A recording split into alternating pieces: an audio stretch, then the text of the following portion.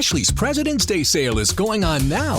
For a limited time, feel the freedom to shop incredible hot buys. Your style, your choice, all at an unbeatable price. Plus, pay over time with up to 60 months special financing. From bedroom looks to living room styles and every room in between. Our hot buys make saving big and styling your space easier than ever. Only at Ashley in North Charleston and Mount Pleasant. Subject to credit approval. Minimum monthly payments required. Minimum purchase required. See store for details.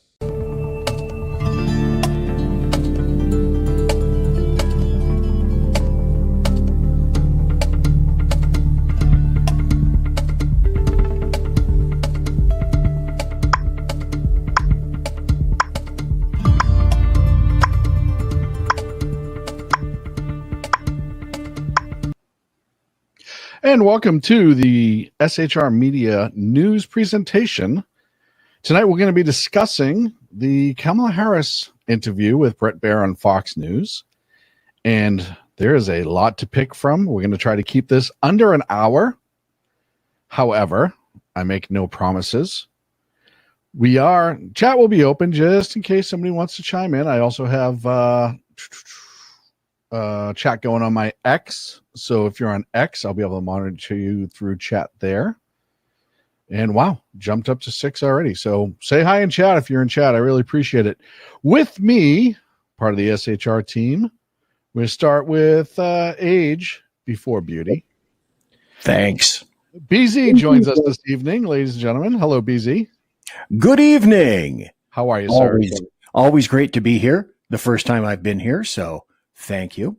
Well, this is the SHR News. I haven't brought you on Edge of Liberty yet, so we'll get there. Well, that's true.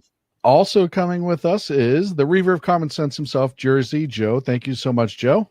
No problem. I was raised in a middle-class home. Thank you. I am glad Trump's campaigning. I understand. Thank you, Madam Vice President.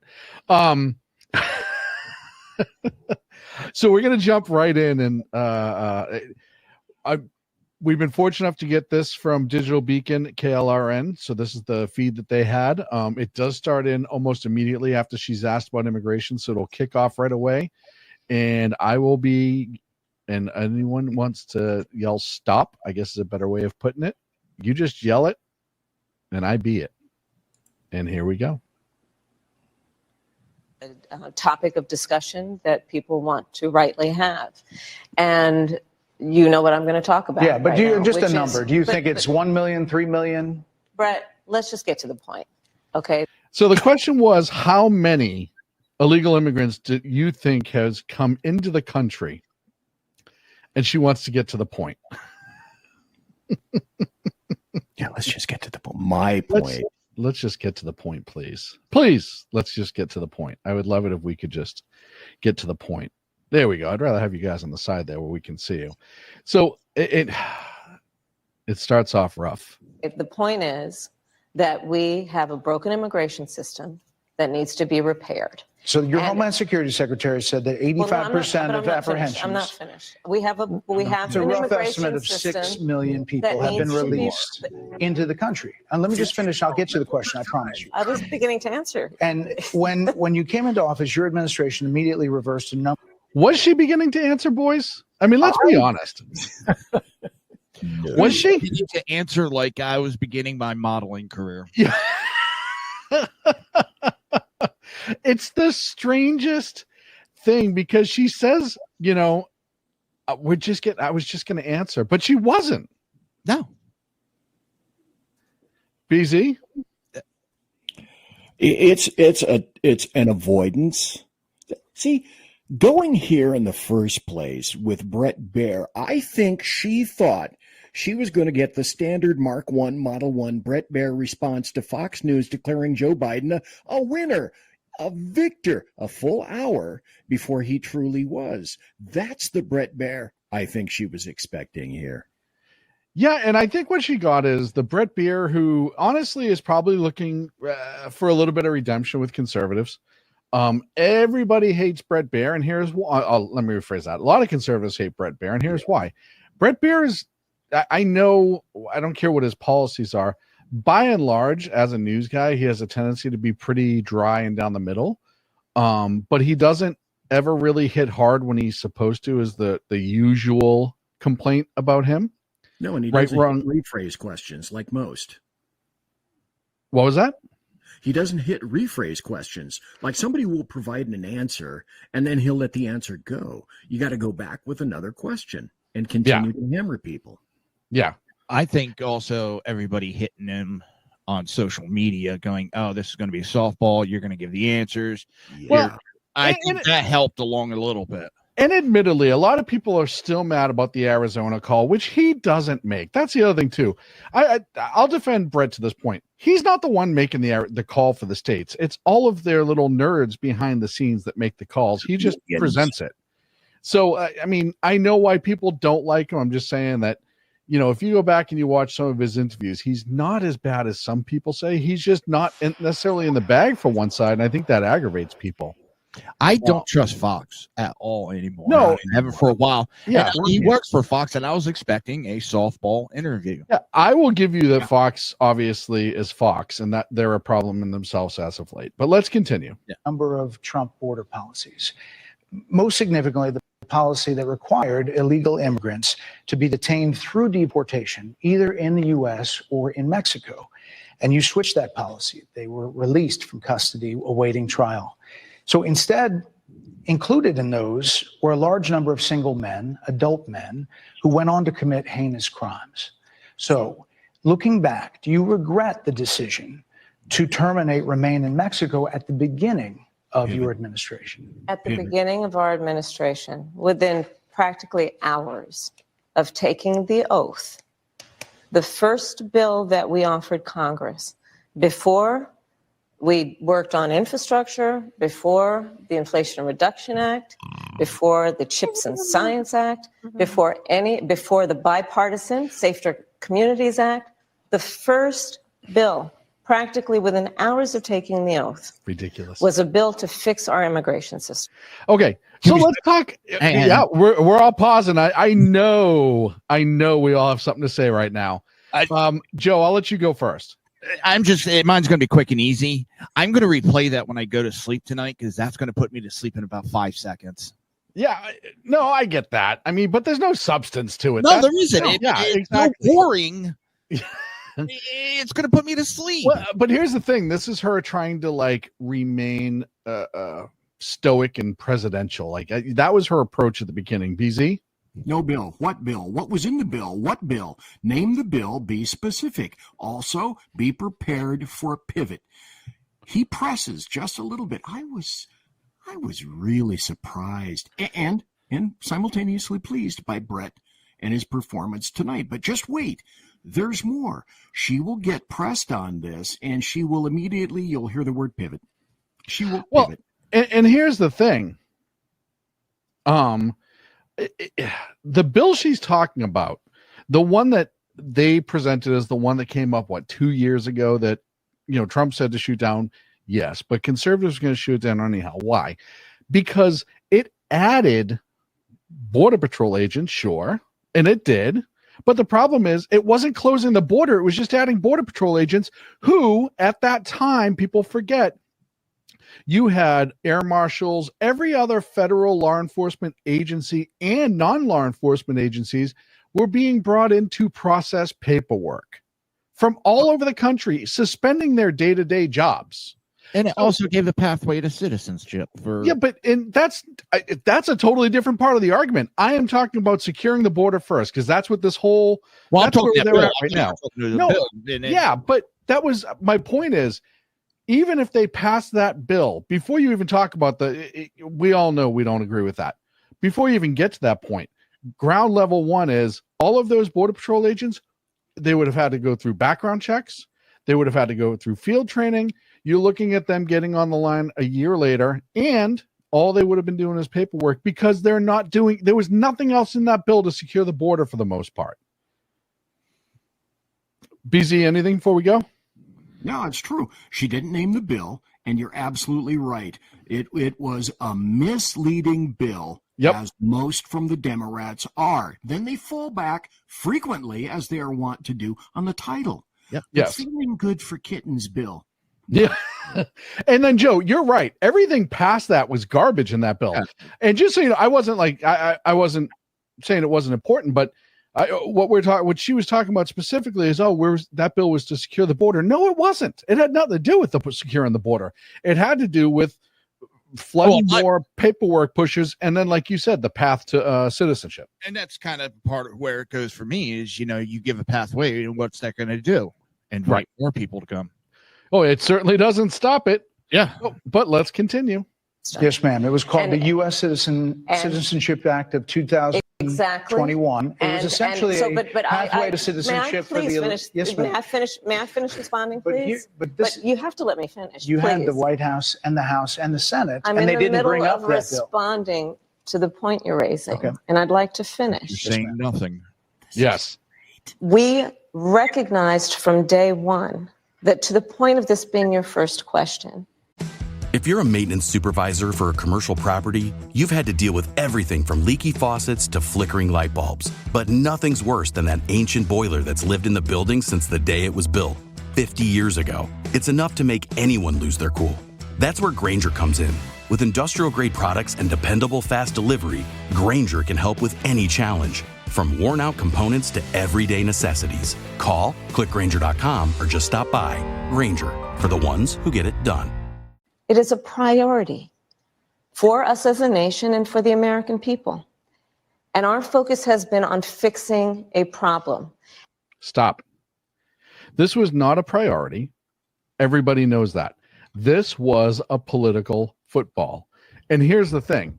They set themselves up to only be the victor here because either the conservatives and Republicans jumped on board and jammed the bill through, and then you have the pathway to citizenship, or B, they get to say you didn't pass the bill forever and ever and ever. Because if it was a priority, if securing the border was a true priority, they would have passed all of this before removing the 90 executive orders that they did day one that undid everything Trump had in place that had the numbers low at the border.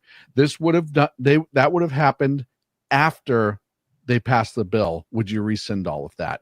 And if you passed an actual immigration border bill, one that actually secures the border, you wouldn't need all those executive actions would automatically undo themselves upon signature of that law because it would have all of those things in there that would be now law. Sorry. Didn't want to rant. And from day one, then, we have done a number of things, including to address our asylum system and put more resources, getting more judges, what we needed to do to tighten up penalties and increase penalties for illegal crossings, what we needed to do to deal with points of entry between border entry points. I got a stupid That's question. the work we did. Yo. I wonder how many TVs got broken tonight from people throwing stuff at it. And we worked. Because that was a straight out lie. This whole thing was a lie. Right, but I mean, that is just glaring. It's in your face. That's the problem. Beezy? Well, the Border Act wouldn't have secured the border. It had a bunch of weaknesses. It didn't provide a solution to the most serious problem, which is that Biden already released so many asylum seekers, air quotes, into the country that the asylum system is essentially broken from the very get-go. It's no longer asylum. Yeah. It gives authority to shut down the border, which wouldn't kick in until, then they went to some numbers like 4,000 and 5,000 today, but it doesn't do a thing unless the 7-day average is above $5,000 a day. So what that means is the Biden-Harris regime could catch and release up to 5,000 inadmissible migrants every day, 2 million a year, right off the bat in that bill. That's just to start. No, that's just the beginning. You're right. What was a bipartisan effort, including some of the most conservative members of the United States Congress, to actually strengthen the border. That border bill would have put 1,500 more border agents at the border, which is why I believe the Border Patrol. Sorry, 1,500. I said earlier it was 3,000, I think. 1,500, which is even less. Yeah, half. And what's absolutely astounding to me, the total amount of employees for all of DHS, border, ICE, and what's the other one? Customs is 68. I think it's 68,000, but that includes administrative personnel, support personnel, all that other stuff. How many active Border Patrol agents there are? Does anyone have a guess? There were about 13,000. I don't know how many there are now. Joe? No clue. 20,000. Oh, So, well, it's 19 and change. And that was 2022. I don't know what it is this year. That was the latest that I could find. Now, adding 1,500 to that would seem like a significant increase if they were actually going to do border enforcement. It's a drop of urine. One Right. drop. But so the point is, if they were going to throw 1,500 extra on, which isn't a whole lot, it's only what? What's the percentage on that? 1,500. I'm going to be doing math, and I shouldn't be. Am I wrong? So what's 1 to 20%? It's 1%, 1.5%, because that's roughly 20,000. Essentially meaningless. Here's also what they didn't tell you about the bill. Is in that bill, it said 1,400 immigrants would have to go through ports of entry. Yes. Okay. How many immigrants are lining up at ports of entry instead of storming everywhere else? Well, besides everyone else.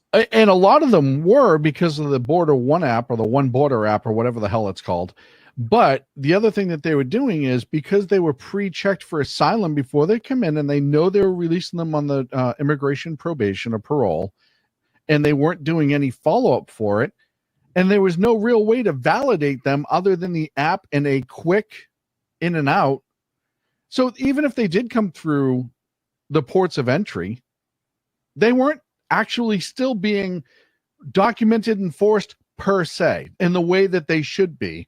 They were, as Shaun said in the chat, they were border greeters and sandwich makers, and that's all that they were doing for the ones in the port that came through the port of entry. Well, the other thing is that there are, as you well know, because you know about judges in this situation. Oh, yeah. Judges are already at the last figures I have a couple of months ago, 3.5 million actual lined up, signed on the dotted line behind. 3 million people behind. And do you know how many immigration judges there are? You can tell me. Anyone want to throw a guess out? 7? No. BZ, you're closer than you think. It is 600. We have 600 nationwide immigration judges that have to hear all of these cases for the ones that show up. Yeah, lovely. So I don't know what the math is for how many times 600 goes into 3 million. You know what? I'm going to do the math, and this may not. I just want to be able to put this out because 3 million. Okay, as you're doing that, let me read from an article that I found. Adding more judges isn't going to help. You got it now? Yep. Okay. 5,000 cases each. 5,000 cases each. And a little inside baseball, because I know somebody who works in the federal judicial system. That's my point. They're having a hard time getting judges for it. And a lot of it is because they know day one, you're already 4,000 cases behind, 3,000 cases just before you even start. Right. Go ahead, BZ. They figured, congressional research figured in 2023, back then, before the even greater explosion now, that it would take, if you had 1,300 judges, it'd take them 10 years to clear that backlog at that time, which is only 1.9 million. The backlog is now 55 to 75% bigger. Yep. And you know what's even more amazing? What does this do to the people who are doing it the right way? Screws them over. Yeah, hugely. Bigly. The legal immigrants. All right, we're only 3 minutes in. We're going to keep going. Agents supported the bill. It would have allowed us to stem the flow of fentanyl coming into the United States, which is a scourge affecting people of every background, every geographic location in our country, killing people. It would have allowed us to put more resources into prosecuting transnational criminal organizations, which I have done Yes, ma'am. as There it the is. Attorney General, former Attorney General of a border If you were state. playing the Vice drinking President, a game, couple of now would be the time. Trafficking of drugs, Six- guns, I don't and want human beings. alcohol And Six Donald Trump, Democrats- but let me just finish. Six And Democrats Donald voted Trump against that bill. learned about that bill and told them to kill it 6 Democrats. You notice how she didn't even flinch at that? because he preferred to run on a problem instead How of many fixing a Republicans problem. voted for it? What was it, 1 or 2? But yet 6 Democrats voted against it. That's a more bipartisan than that. I want to say, Joe, I want to say you're off. I want to say because Kinzinger and Cheney, I think, were still in there. So it may have been 10. I don't think She's talking like Trump owns the Republican Party. It's the weirdest thing. He does not. And I get that he is the de facto leader of the Republican Party, former president, and clearly the nominee, right? However, him saying, I don't think this bill is a good idea or they should kill it is not the same. She does that on purpose. She tries to use certain language to make it seem like he pulls every string when he clearly, as you said, does not. He told him to. So what? Yeah. And in this election, this is rightly a discussion that the American people want to have. And what they want are solutions. And they want a president of the United States who's not playing political games with the issue, I hear you. but actually not playing political games. Yeah. That's all this woman has done. The from start very to stop. definition. When of- she is calling and putting ads out with the mayor of Tampa during a goddamn hurricane to talk, pop up and put it on her campaign, she is politicizing everything. Well, and she's always politicized everything. I didn't mean to jump off this kind of conversation, but this giving an example of just some of the politicizing that she does. And You were Democrats there. have been politicizing the immigration for decades. Right. Otherwise, they would have done something about it. They screwed over Reagan in the 80s. They made promises left, right, and center that they've never kept.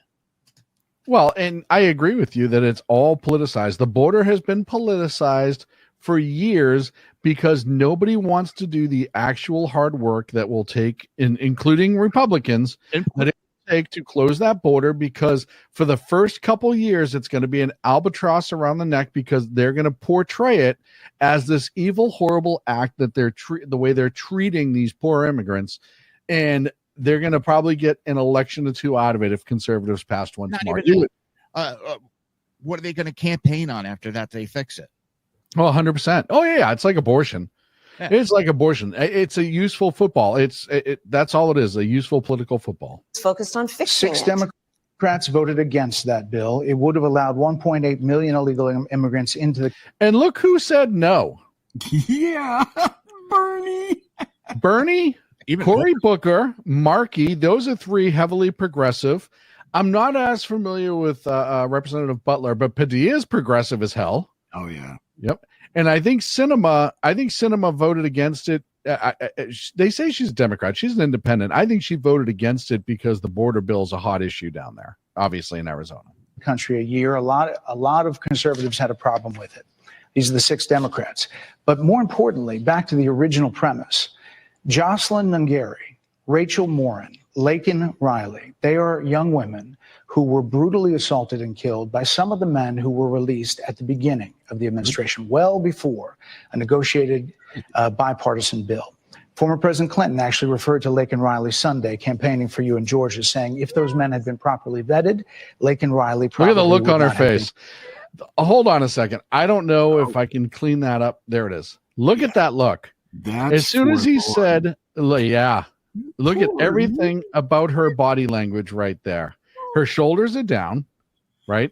And but look at the look on her face. He's literally saying the names of the women that she does not want to hear in this conversation. I wonder against me. if she would have answered a couple of those questions before that, if this question would have came out, because it seems like he wasn't getting answers, so followed up with this to kind of. I get what you're saying. I don't know. The way he's done this whole interview, I think it would have, to be honest. I really think that it would have come out just the same. Vetted, Laken Riley probably would not have been killed. So if it wouldn't have happened, This is well before any negotiation. No smart ass. This is well before Donald Trump got Yeah. involved in the politics. This is a specific policy decision by your administration to release these men into the country. So what I'm saying to you, do you owe Brett, those I think it's families really, I think an apology? Let me just say, first of all, those are tragic cases. There's no question about that. Do I smell? There's no question about that. And I can't imagine the pain that the families of those victims have experienced But for a loss that should not have occurred. If your administration did its that job. is true. It is also true Left face. that if a border security had actually been passed 9 months ago, it would be 9 months that we would have had more border agents. No. And lie. first of all, the federal, what's FLETC now? 6 months?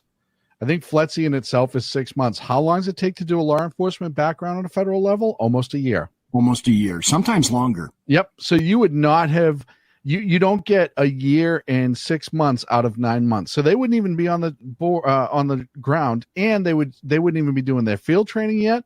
But as I said before, they would just be ushered in to do paperwork. The border, more support for the folks who are working around the clock, trying to hold it all together. Madam Vice President. To ensure that no future harm would occur. And this election in 20 days will determine whether we have a president of the United States who actually cares more about fixing a problem, even if it is not to their political advantage in an election, because there was a solution, Brett. Madam Vice Well, here's President, my it was a question, policy. Yo. All right. This Congress didn't act. Mhm. And we always hear other Democrats, if the Congress doesn't act, we'll do executive orders. Right. We all know executive orders would have worked. So what she's telling me is that she's and Biden are such failures that they couldn't. Well, they had executive orders. Huh? They had executive orders. I know, They they undid 90 decided of them. And Yeah. it also would have been very easy to correct the situation by writing they knew there was an issue and they ignored it. Yep. Oh, yeah. No, I mean, if they did what they did with the insulin deal where they killed one Trump order, and then immediately 3 months later brought them all back and called it a Biden order, it would have been better off for them. I know they've done a lot of that stuff in the last few months because they saw how poorly the border was polling with Americans. What's it? 75% of Americans said the border needed to be shut. They know it was terrible. That's why suddenly, what was it? April, May, that they started actually closing the border. And that's because Biden was so far underwater with it that he put some executive orders back in place.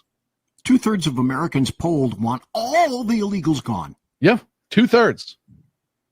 Decision in the early part of your administration. I will let one of the mothers talk about it. Take a listen. Because of the Biden-Harris administration open border policies catch and release, they were enrolled in the Alternatives to Detention program. This meant that they were released into the United States.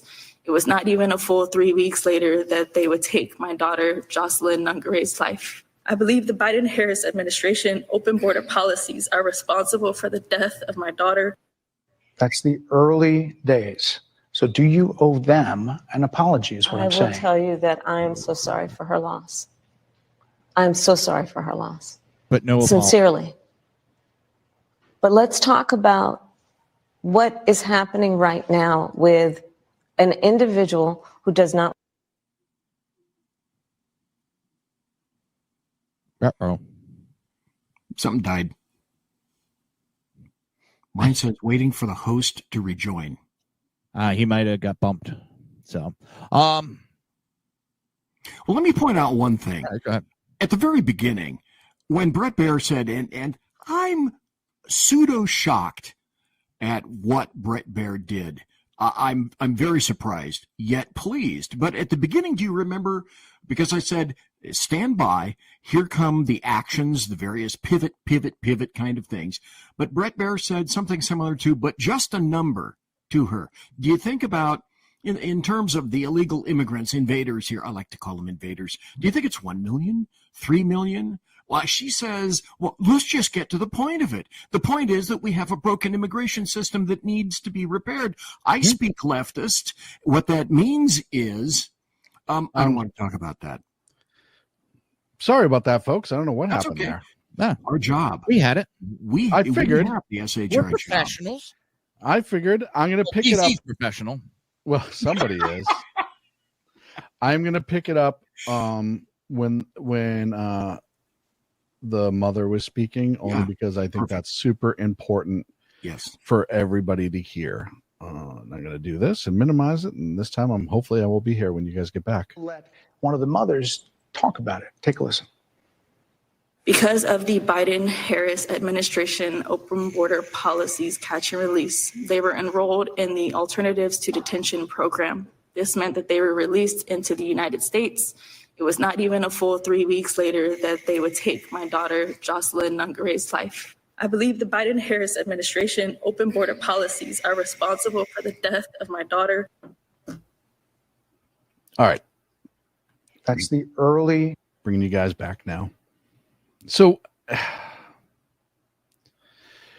it's so frustrating. To her, what they have been doing to Trump. You trot out the people that have been directly affected by this. Yes. And there's nothing wrong with that. Two should and can play at that game. Well, and it's I don't even look at it as a game. No, I misspoke. Not a game, but two can play at these tactics. This is a tactic. Yeah, it's just it's so sad. And it's I hate the fact, and you're right, it is a tactic. I hate the fact that it's a tactic, right? That woman, that mother, that suffering mother should not have to endure that. And they allowed it to happen. But see, what I want to bring up very quickly, and I know you got to catch up, is why don't we go off the standard Democrat Model 1 axiom, which is if we can save, with guns, if we can save only one life by prescribing, if we can save only one life by shutting down the border, ... But you never hear that. It's, And it's sad to me that I'm going to hide this part. It's sad to me that they, just as a parent alone, to have to sit there and talk in front of a room full of people. And then you have the Democrats getting mad at the conservatives for bringing her. Because if you remember, that happened. They were all terrible, frustrating. I know we do. How can you do the same thing we've done? Days. Exactly. So do you owe them an apology is what I'm saying. I will tell you that I am so sorry for her loss. Okay, 2 points. I'm so sorry. Did you see her? Stop. Sincerely. Just for a second. Did you see her? No. I'm so sorry for their loss. Head shake. Anybody that reads Body Dynamics and the fact that, again, as I mentioned with Dave, whatever the guy's name was from ABC, dry mouth. Yes. And yes, look at the head shake. Not nodding. Head shake. Yeah, it's just it's sad. Go on. Apology at all. Nothing. Nothing. I wish. Well, and she said could have stopped this. I wish this never happened. Just something. It hurts. I know. Well, yeah, and it's this is really terrible. It is. Yes, that's an easy one to decipher. This is terrible. This is a tragedy. Yes, this is a tragedy. But your apology is not throated enough to convince anybody. A crumb. Yep. Moving on. But let's talk about what is happening right now with an individual who does not want to participate in solutions. Let's talk about that as well. Brett, in all fairness, I told you I feel awful for what she and her family have experienced. During that time, you said repeatedly that the border was secure. When in your mind did it start becoming a crisis? I think we've had a broken immigration system transcending, by the way, Donald Trump's administration, even before. Pivot. Let's all be honest about that. Yep, I have no pride. It was broken when I got here. Okay. What'd you do to fix it? And you're too stupid to fix it? Right. On the first thing, day one, remain in Mexico, gone. Yeah. It was broken when I got here is the absolute worst explanation in this situation. Now, when you're lobbying to get a bill done, or if you're lobbying to actually try to close the border actively, to say, hey, this was jacked up when I got here, I don't want this to be jacked up when I leave here, is entirely different, right? Because at least then you're pointing in a direction, you're trying to do something, and that's not what is happening here. She gets her words from weaselwords.com, guaranteed. And nowhere yet has she talked about what she'll do to fix it. The only thing she has pointed out is Trump. Joe. Yep. Trump. Thank you. Mm-hmm. She has not said what she'll do. No, and she's not going to. No, because she has nothing. Well, yeah. She's got literally nothing. Moving on. Didn't she say that? And saying that this is a perfect immigration system, I've been clear, I think we all are, that it needs to be fixed. We need more. I was just down at the border talking with border agents. Finally. And they will tell you, and I'm sure you probably, I know you investigate and you are a serious journalist. They will tell you, we need more judges. We need to prosecute. And how many times has she been to the border? In year 4. This is what, second time? Once. That was it. Once. Well, she went down. She went one other time. Briefly. She went to Texas, but she did not go to the border. She was in El Paso, I think, but she did not go to the actual border. The proximity alert didn't even go off. Right. Need to process those cases faster. We need the support for those cases that should be prosecuted. They need more resources, and Congress ultimately is the only place that's going to get fixed, Brett. Well, that's how the system works. Yes, that is technically what we need. The flip side to that is you have powers you were not using until it was politically lousy for you. And then let's get it right. They broke it. Yeah. Because it may not have been perfect, but it was doing a hell of a lot better. Congress, what Congress? How about EOs? First day one. Well, and right, they undid them. They were EOs in place. They undid them. I mean, it's the craziest thing to me that they're going to act like that Joe didn't undo 90 EOs, executive orders, day one. Now she's wailing for Congress. I love Congress. Right. I say it all the time. You're right. Congress does need to friggin' fix this. I agree. That does not mean that there weren't other things going on that they could have done. Bingo. Should have done. There were 90 plus executive orders that were rescinded in the first days. Many of those were Trump border policies. I'm not going to stay here because there's other things to talk about, but you frequently talk to the Border Patrol Union for support of that bipartisan bill, and they did. They supported it. But they also just endorsed Donald Trump and said, you've been, quote, a failure with border security. Mm-hmm. Why do you think they said that? I think they're frustrated, and I get it. They want support. They want support, and that's what that border security bill would have done. No, it wouldn't have. Hang on. So the border bill would have supported the border control or border, you know what I mean? But yet they backed the man that killed the bill. That doesn't make sense. Well, I mean, going by her logic. By her logic. No, I agree. And the only reason they look, any other, I don't care what agency it is, when you say, hey, we're going to actually give you bodies this year instead of take some away, of course they're going to support that. And I know people don't want to hear that per se because it's like whatever right now, but it's true. Any agency you say, hey, we're going to up your numbers, that agency is going to be like, yeah, okay. At this point, when you are literally drowning, if you will, in illegal immigrants at the southern border, you will welcome whatever help you can get. And they were throwing a cookie at them and saying, oh, look how great this is for you now. These guys down at the border, these men and women, they're working hard. They're working around the clock. I get it. There's a lot of people that look back at what you said in 2019 when you first ran for president. And there have been changes, and you've talked about some of them. When it comes to immigration, you supported allowing immigrants in the country illegally to apply for driver's license, to qualify for free tuition at universities, to be enrolled in free health care. Do you still support those things?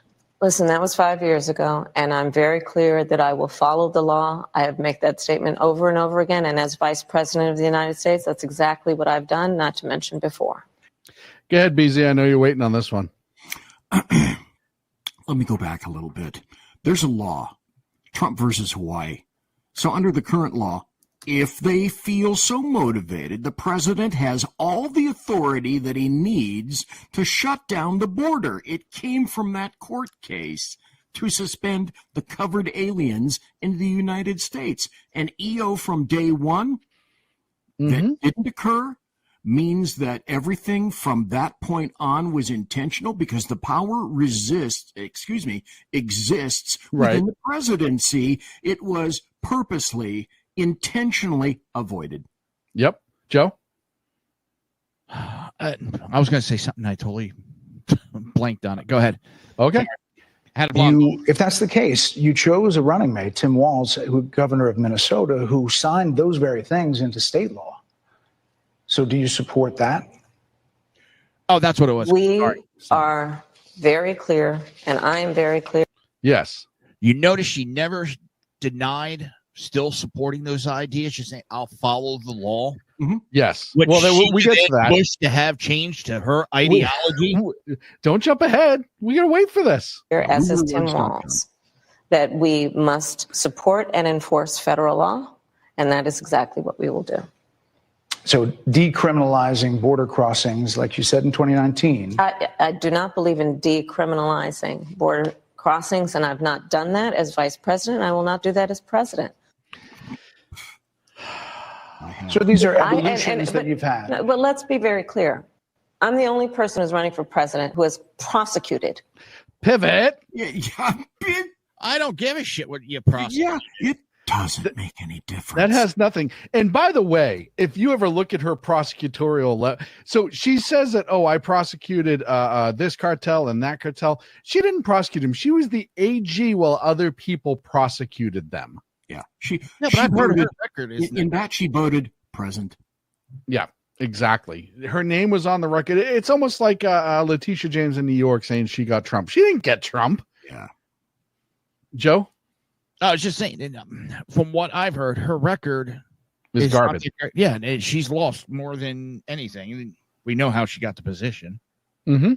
In San Francisco, she prosecuted 3,000 plus black males, only black males, for dope, period, end of statement. Not even real dope, marijuana. Yeah.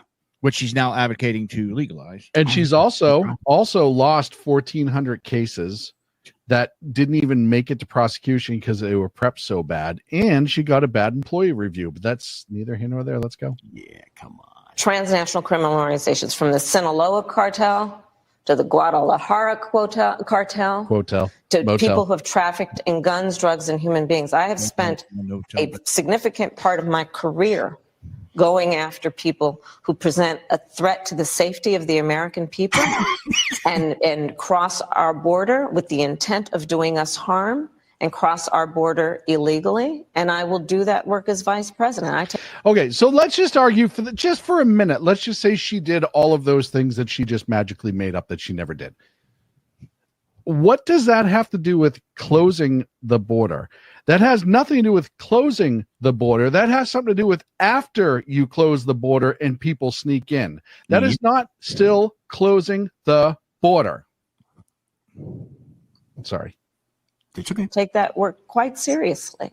This is a time when voters, especially here in Pennsylvania, are inundated with commercials and ads. They just want it to stop because it's every commercial. But many of them add noise, but a few of them seem to break through. This particular one from the Trump campaign has gotten a lot of attention. Kamala supports taxpayer-funded sex changes for prisoners. Surgery. For prisoners. For prisoners. Every transgender inmate in the prison system would have access. Who wants to go first? BZ. I know this is going to be a long one for you, so I'm going to do this. Not necessarily so. I watched this originally on his show, and I picked up some things from this. As we review this and you play the video, I'm beginning to make a more active appreciation for Bret Baier. Now, we spoke earlier about how it is that he came here, but here he is today. To Bret Baier, I'm a little surprised. I'm a little shocked. I don't even know if I can say this. I'm a little proud. That grates to say it out of my mouth, the words coming out of my mouth about Bret Baier, but he was a little surprising, and she was taken aback. I think she was expecting 2020 Bret Baier. I agree. Joe? Now, correct me if I'm wrong, because I know I'm a blonde, and sometimes, I get things. It happens. Wasn't it back in the debate she denied that ever happened? That she ever said that? I don't recall on that one, but you're probably right. She's denied everything and then rewritten her own history over and over about supporting transgender sex change paid by taxpayers. Yeah, I don't think she was expecting any of this because I'm waiting for, and I know I'm jumping ahead. I'm waiting for the fireworks to start. Moving on. You could see her start. Are you still in support of using taxpayer dollars to help prison inmates or detained illegal aliens to transition to another gender? I will follow the law. And it's a law that Donald Trump actually followed. You're probably familiar with it's a public report that under Donald Trump's administration, these surgeries were available on a medical necessity basis to people in the federal prison system. And I think, frankly, that ad from the Trump campaign. Oh, well, I think it's counting down for us. You broke it, Joe. Is a little bit of like throwing stones when you're living in a glass house. The Trump aides say that he never advocated for that prison policy and no gender transition surgeries you know what? You got to take responsible for what happened presidency. In your administration. Yeah, no surgeries happened in this presidency. It's in black and white. Would you still advocate for using taxpayer dollars? Necessity basis. Can we get to people? What? Her? What'd you do? Like I said, I think it's he spent $20 million on those ads, trying to create a sense of fear in the voters because he actually has no plan. Fear? What fear? If you had 2 minutes, I'd play the video that I played last night from Kamala Harris, which takes all of the things she's saying now and slams them upside her head. Yep. What fear? Yeah, the fear. But this is the truth of what she said. But this is what's going to come out more and more through this interview is she pivoting fear. She has no stance herself. Her only defense is but Trump, but Trump, but Trump. Instead of joy, that should be her campaign slogan. In this election, that is about focusing on the needs of the American people. Whereas at $20 million on that ad, on an issue that, as it relates to the biggest issues that affect the American people, it's really quite remote. And again, his policy was no different. Look at where we are, though. On plans for the American people, I'm offering a plan to deal with affordable housing. I'm offering a plan to deal with what we need to do to strengthen small businesses, which are the backbone of America's economy. I am offering a plan that is about taking care of young parents and giving them the support they need. Nothing to do with trannies. Nothing to do with trannies. He allowed her, and he allowed her to. It was okay. I know you have to say everything that you've memorized and get it out for the interview. This is your moment to get a couple of those things out, which a good interviewer does, right? You don't want your subject to shut down totally. So you have to give him a little bit sometimes. I will give him credit for that. I mean, Bret, I know you don't like his way usually, but Bret knows how to interview people. He knows how to talk to them. Plans for the economy will strengthen the economy, as have been reviewed by 16 Nobel laureates, Goldman Sachs, Moody's, and recently the Wall Street Journal, which have all studied our plans and have indicated my plans for our economy would strengthen our economy. Goldman Sachs You mean nothing to do with trannies? Nothing to do with trannies. Okay, we're past that now. We're into the economy. The simple fact of the matter is, of course, Goldman Sachs is going to support something that makes them more money. That doesn't necessarily. They're going to say this is going to make us more money. Okay, this has nothing to do with what it's going to do for taxpayers. His would make them weaker, Why do you would think more ignite people inflation and invite a recession by the middle of next year. Those are the facts. Why do you think more people say they trust him on the economy than they trust you? I think that when you look at an analysis of our plans for what we would do as president of the United States, it has been clear to those who study and understand how economic policy works that moving forward, because I do believe the American people are ready to turn the page on the divisiveness and the type of rhetoric that has come out of Donald Trump. People are ready to chart a new way forward, and they want a president who has a plan for the future and a plan that is sound and will strengthen our country. My plan for the economy does exactly that. His plan would be, again, to give tax cuts to billionaires and the biggest corporations in our country and blow up our deficit. It's interesting. So she just said, I don't have details. He has details, but I don't have details. What are the details? I'm not detailing the details, but I will detail Trump details. She literally said, I know he's got this horrible plan. So she can't use he doesn't have a plan when she says he's got a plan that's not going to work. And then when somebody says, well, what's your plan? She'll say, well, I have one. Oh, and many of the plans I stole from Trump anyway. So weird. You said turn the page, Madam Vice President. You were asked on 2 different shows last week what, if anything, you would do differently than President Biden. Here's what you said.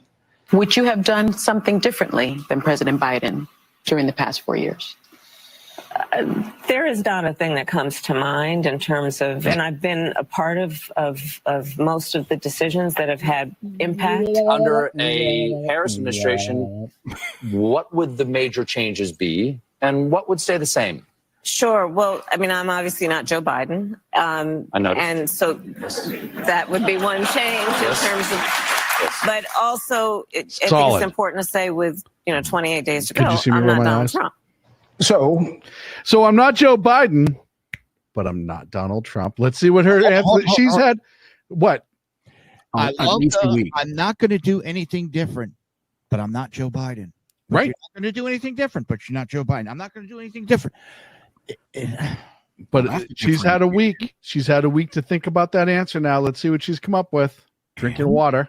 You're not Joe Biden. You're not Donald Trump, but nothing comes to mind that you would do differently? Let me be very clear. My presidency will not be a continuation of Joe Biden's presidency. Not just for and like every new president that comes in to office, I will bring my life experiences, my professional experiences, and fresh and new ideas. I represent a new generation of leadership. Wow. I, for example, am someone who has not spent the majority of my career in Washington, D.C. I invite ideas, whether it be from the Republicans who are... Okay, stop for a second. Yeah. Okay. All right. We're going to go top to the bottom. BZ, you go first. You've spent 8 years there, Bint, which is twice as long as Donald Trump. He's not a politician. You are. What are the details? Let's hear them. This is the perfect time to regale your various detailed tales to all the people that are watching this show. You could grab an entirely brand new segment of potential voters just by grabbing them by the glottis, dragging them in and showing them the error of their ways. You provide no details. Yep. It's absolutely astounding. Joe. She was in office, she said, 8 years as senator, right? Mm-hmm. 3.5 as vice president now. 11.5 years. How long was she the attorney general for California? 1 term, 4 years. 4 years, which is, how do you get that position? A vote. No, she was voted, and she got money. She got money from DC. Right. So her pretty much whole career has been as a politician. Yes. Oh, yeah. Well, and before that, she's an elected assistant district attorney here in California. Yeah. No, this whole thing, she doesn't answer the question. No. She's had a week. A week. Never. Supporting me, who were just on stage with me minutes ago. The Republicans supporting her are not Republicans. And others who can contribute to the decisions that I make about, for example, my plan for increasing the supply. Yep. I got is a non-answer, but better than hers. I don't have all the answers, but what I will do is surround myself with the best people that are going to have the answers to turn this country around. Or you say, I already know some of the people that I'm looking at, and here's why. X, Y, Z, A, B, C. Here's the goals that I want to meet. Here are the things that we've already talked about. And I don't have every finite detail, but what I can tell you is I'm doing everything I can to have the finite details. As the assistant chief, it was not my place to have every answer. It was my place to make sure I had the right people around me to get me the answers. Bingo. That's her job. The Einstein answer, when asked, what's your phone number? Well, I don't know what my phone number is, but I know where to go to get it. Yep. It's just, it was she had a week to come up with that, and she still blew it.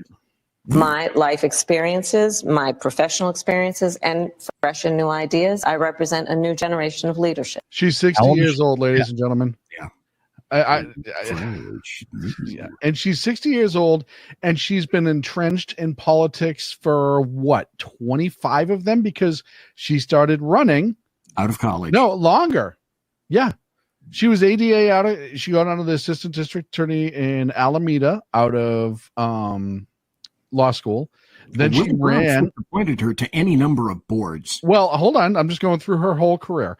Then she ran for ADA because Willie Brown was the mayor in San Francisco, which for people who don't realize, the county of San Francisco and the city of San Francisco is the same exact thing.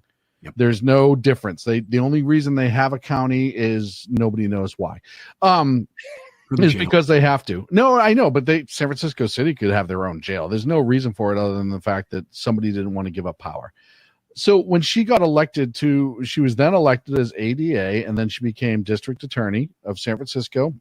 Then she ran for attorney general. I'm sorry, let me rephrase that. Like BZ said, she was appointed as a bureaucrat by politicians to work with politicians all the way through to the point that she ran for California AG. Her whole life has been politics. For example, am someone who has not spent the majority of my career in Washington, D.C.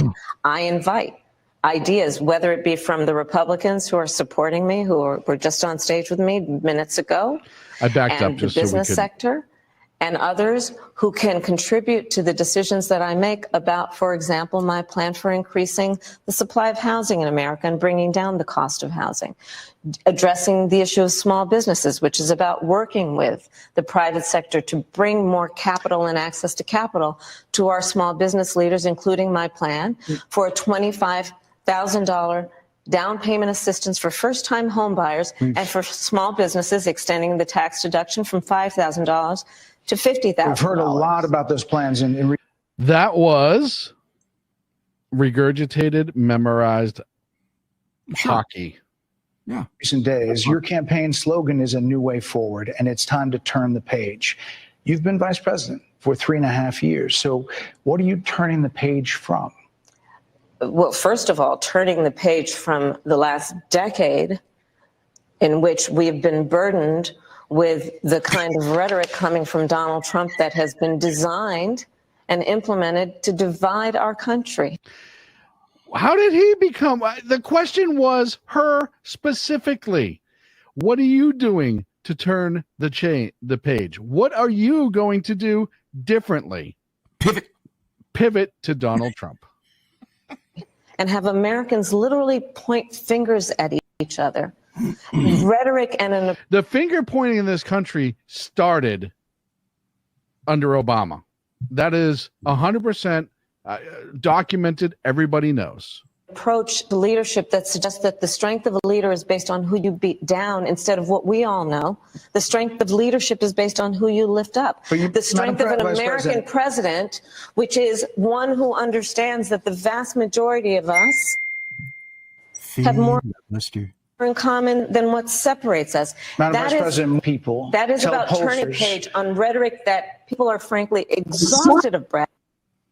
More than People are 70% of people exhausted. tell the country is on the wrong track. They say the country is on the wrong track.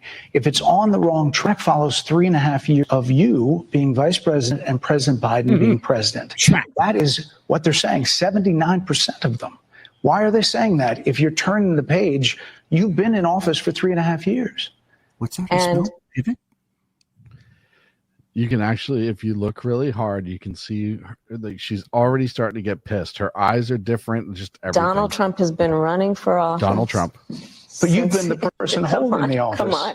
Madam You Vice and I President. both know what I'm talking about. You and I both know what I'm talking about. I actually don't. What are you talking about? What I'm Wow. Yeah. I love that. No, I don't. Here it comes. I will tell you that right there. I mean, you can tell. Save me. Never been Save me. braced Save before. me. Save me. Yep. And now she's going to get pissed because now she's being pressed. talking about is that over the last decade, But you're people the have lever of become. power. But listen, over the last decade, it is clear to me, and certainly the Republicans who are on stage with me, the former chief of staff to the president, national security advisor, and his vice president, one that he is unfit to serve, that he is unstable, that he is dangerous, and that people are exhausted with someone who professes to be a leader who spends full time demeaning and engaging in personal grievances and it being Vice of the President, American people. If People that's the are case, tired of if that. that's the case. You mean like the attacks on MAGA? Yeah. Obfuscation, pivot. Obfuscation, pivot. Don't answer the question. Next. Yes. For an interview about her, she spent more time. Trump is so deep in her head. Oh, yeah. It's not even funny. It's always about Trump. Yes. Oh, it's not just her. Democrats in general. He lives in their head rent free. It's amazing. Why is half the country supporting him? Why is he beating you in a lot of swing states? Why, if he's as bad as you say, that half of this country is now supporting this person who could be the 47th president of the United States? Why is that happening? This is an election for president of the United States. It's not supposed to be easy. What? I know, but It's not supposed to be. It is not supposed to be a So cakewalk are they misguided, the for anyone. 50%? Listen, Are they stupid? What oh is God, it? I would never say that about the American people. And in fact, if you listen to Donald Trump, if you watch any of his rallies, he's the one who tends to demean and belittle and diminish the American people. He's the one who talks about an enemy within. Yes. An enemy within. Yes. Talking about Deep the state. American Okay, people. stop for just a second, can you? I'd like to remind everyone that this person right here, there's nobody there. That one, yeah, there's nobody to point to now, is the one who called young kids stupid. Yep. Do you remember the reference to the kids in the 18, dorm? what was it, 16 to 22 or something like that, or morons? Them stupid. Just thought I'd point that out. Joe? Wasn't it Biden that called MAGA a danger, a threat to the United States? Still does. Threat Yeah. every day. Democrats do it all the time. Oh, who the hell am I thinking? But Here's Extreme Jeffries is always out there. Mag is a threat. Mag is a threat. Mag is a threat, he says. Yep. I agree with you, Joe. Trump saying the deep state is a threat. Right. He's Which not the American people. Which, I mean, to say that there are not powers that be that worked against the interest of the American people is, and she's going to bring up the whole Trump and the military thing this weekend. Was he kind of throwing that out there? Yeah. I mean, we can talk about posse comitatus or whatever, but I think his point was, and he'll clarify it someday, is I'm just going to throw everything I have at the people who are trying to undercut this country from the inside out. And there are. Clearly. Yep. But how many times have they taken a statement of his and twisted it and misrepresented? Oh, yeah. No, I agree. Suggesting he would turn the American military on the American people. We asked that question to the former president today. Harris Faulkner had a town hall, and this is how he responded. I heard about that. They were saying I was like threatening. I'm not threatening anybody. They're the ones doing the threatening. They do phony investigations. I've been investigated more than Alphonse Capone. He was the greatest gangster. No, it's true. But think of it. It's called weaponization of government. It's a terrible thing. And it happens so much that there is a committee for it now. Bret, I'm sorry, and with all due respect, that clip was not what he has been saying about the enemy within that he has repeated when he's speaking about the American people. That's not what you just showed. He was asked about that specific... No, that's not what you just showed. In all fairness and respect to you. That was the question that we asked him. You didn't show that, and here's the bottom line. He has repeated it many times, and you and I both know that. And you and I both know that he has talked about turning the American military on the American people. He has talked about going after people who are engaged in peaceful protest. He's not. He has talked about... When did he say going after people who are in peaceful protest? When? Never. He's never said that. They're the ones.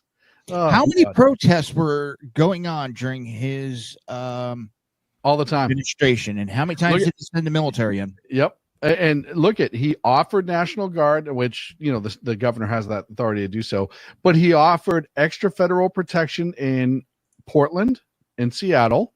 He offered federal officers to assist. He also offered for Minnesota, I believe.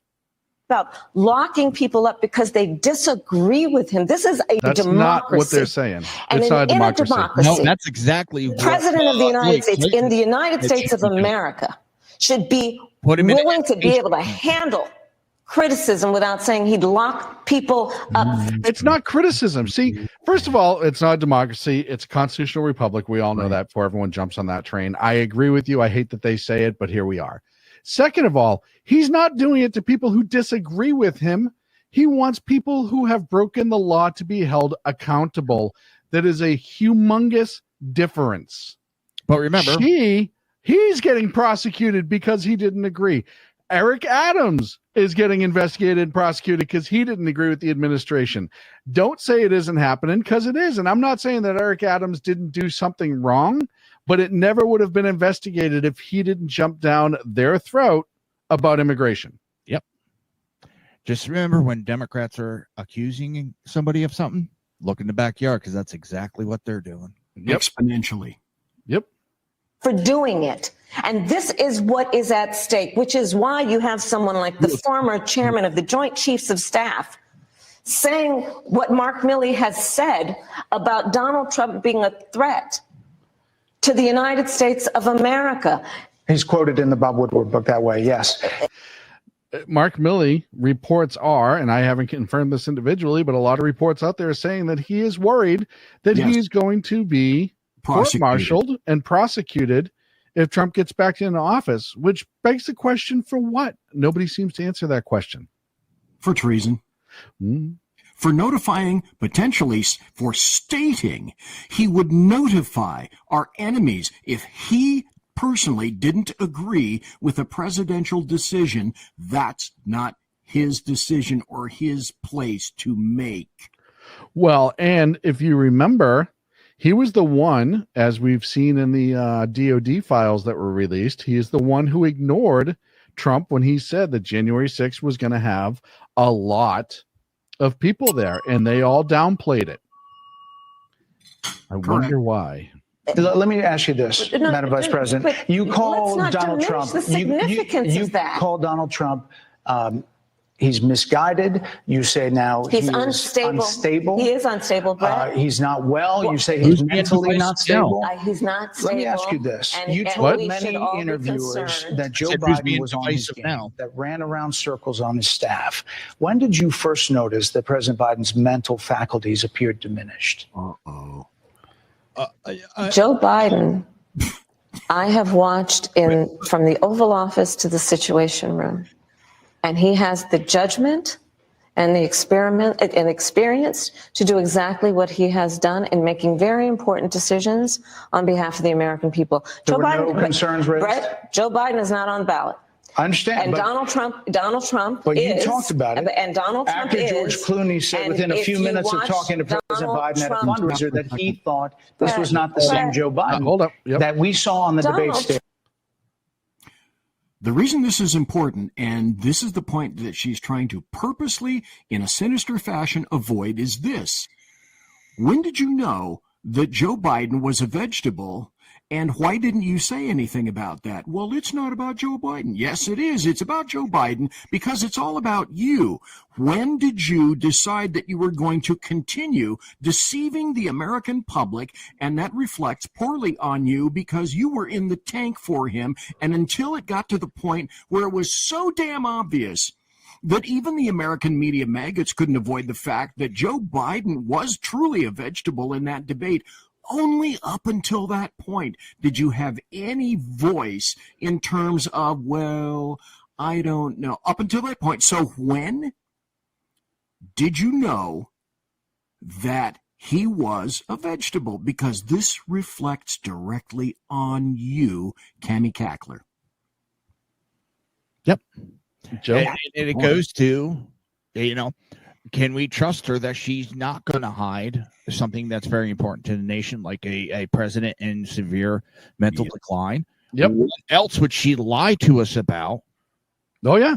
And that's exactly what he's getting at. And she don't want to hear it, so she's going to make an excuse that it's about Joe Biden. No, it's about you, you dumb idiot.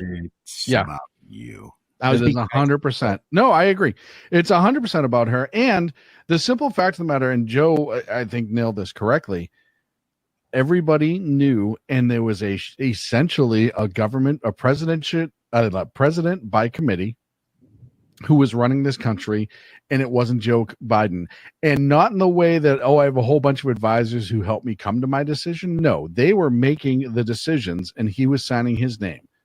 Trump is on the ballot. I understand. Window. You met with him at least once a week for 3.5 years. You didn't have any concerns? Pissed.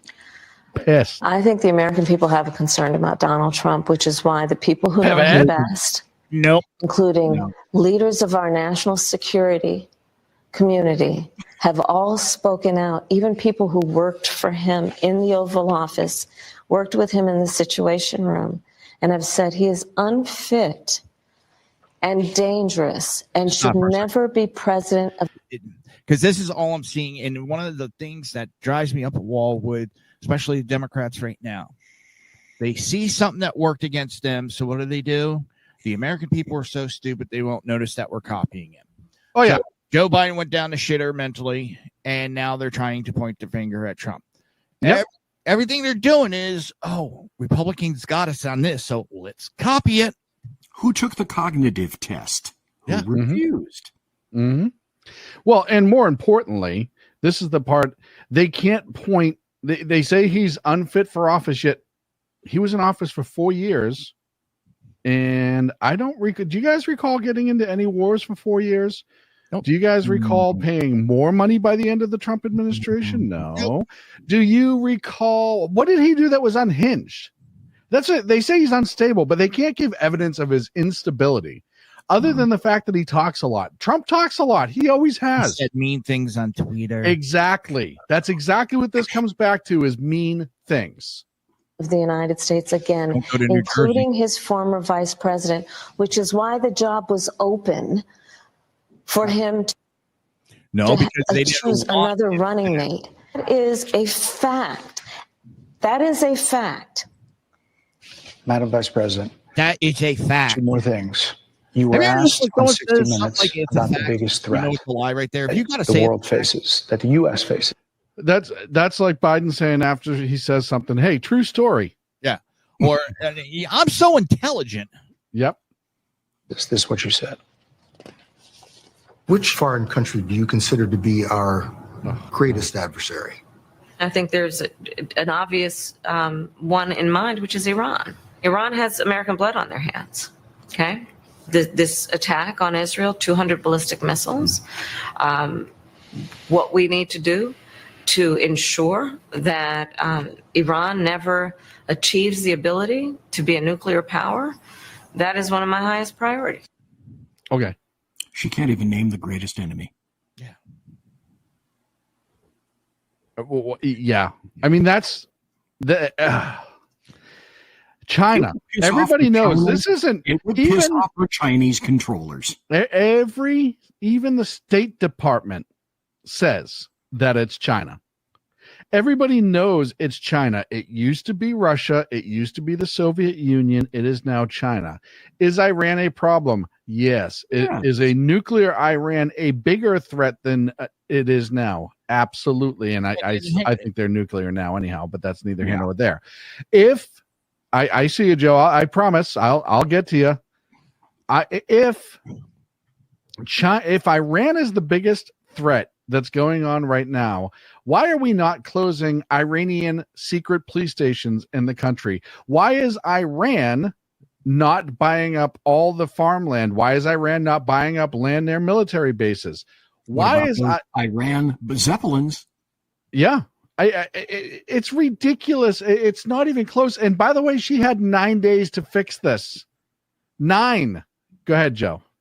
Now, let's, for the sake of argument, say Iran is the number one enemy. Iran is the number one enemy. Go ahead. Iran is the number one enemy. Who empowered them? Oh, yeah.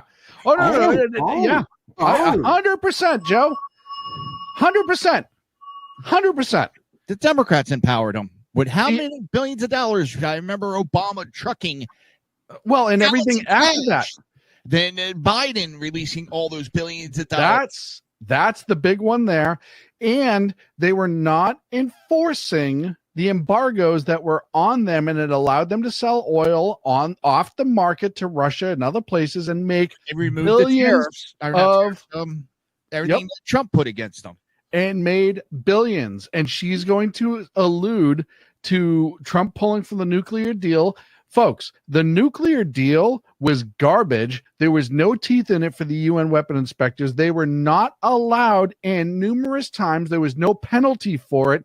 All it was a window dressing instead of dealing with the problem. A unilateral giveaway. And if Iran is the enemy, why are they limiting or trying to limit Israel's response to Iran? Exactly. Yeah. Why would you protect the number one enemy? Everything you're saying is true. She's just not smart enough to deal with that. A number of experts thought you would say China. The FBI director had said that. But you said Iran. If that's the case, what do you say to critics who look at the actions of your administration and say you're not acting like Iran is the number one threat? Well, I will tell you most recently, whether it was in April or in October, and then several hours on each occasion that Iran posed a threat to Israel, I was there. Most recently in the Situation Room, in the most recent attack, working with the heads of our military and doing what America must always do, to defend and to support Israel in its requirement to defend itself, and to give American support to be able to allow Israel to have the resources to defend itself against attack from Iran and Iran's terrorist proxies in the region. Right. And that is, proxies and my commitment to that is unyielding and unwavering. She didn't answer why she said Iran. She never answered the question. She started spouting how Iran is attacking Israel. Yes, that's true. She was in a Situation Room. Okay, maybe. Can't argue that. I don't have any evidence to argue that. She argues that, more recent attacks with the 100 cruise missiles or 200 cruise missiles that were fired from Iran that she was involved in. Okay, right. But that does not make them the biggest threat to America. She said, which, by the way, she's now locked herself in, and I know she's alluded to it before, she's locked herself into defending Israel, but this goes back to Joe's point.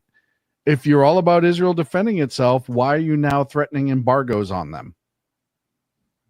If that's how you treat your friends, I'd hate to see how you treat your enemies. Well, we know because we see enemies, the reverse. We know how they treat the enemies because look at what they've done to Donald Trump with lawfare. Critics just say that you either relaxed or failed to enforce sanctions on Iran, allowing all of this money to flow into Iran, like billions. Let's go back to Donald profits. Trump, who pulled out of a deal that would have actually put But here Iran in check. The estimates and then in billions. It was during Donald Trump's that administration that Iran regime that we had an American military base that was attacked, where American soldiers suffered traumatic brain injuries, and Donald Trump dismissed them as headaches. This is not the point. Bull. I'm not. And you know, it's funny. Shit. And one thing that people forget, when Donald, the whole headaches thing came from the day after he was asked about it, and he was asked about the severity. And at the time, that was the information that they had. They hadn't been flown to Germany yet. They hadn't gotten MRIs yet. So that's BS, because that was an in the moment question, and he went with what he was told. Oh God. Not to mention how Donald Trump has all of this money has treated and talked about America's military and military service people, calling them not the question. suckers and losers. And the suckers and loser things have been blown out of the water. We've talked about it 100 times. She absolutely 100% sidestepped the question. I think there's only ever been one true statement out of this whole campaign. One truth. Everything has been a lie, has been fabricated. The only true statement that has ever come out of that woman's mouth for this campaign or her campaign headquarters is there was nothing in her head. Yeah. And I stand by what I've said before. Yes. No, that's what she said. Oh. I stand by what I've said before. Oh, yeah. Well, yeah. I mean, she's just... The simple fact of the matter is, she was asked why she said Iran, and now right now she's just vomiting all of her pre-memorized answers all over the floor in that interview room because she hasn't had a chance to get any of this out yet. Hamas has diminished this isn't going my way. Right.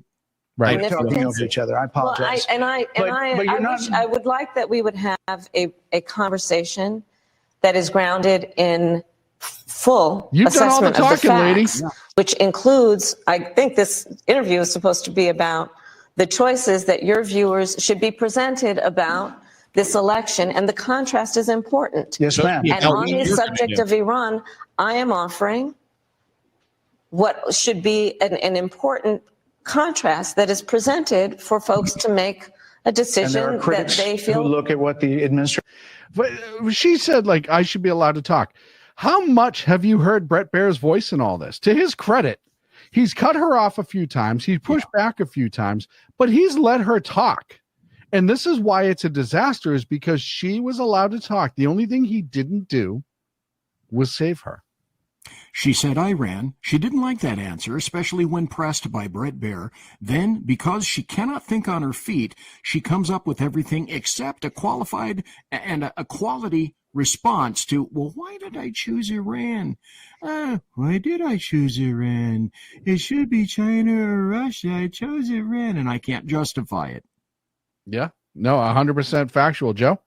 Well, she's sitting there saying, this interview is supposed to be, the interview is supposed to be about pretty much like a 75-25, I would say. 75% of you telling me why I should vote for you, what you're going to do, and maybe 25% of attacking your opponent.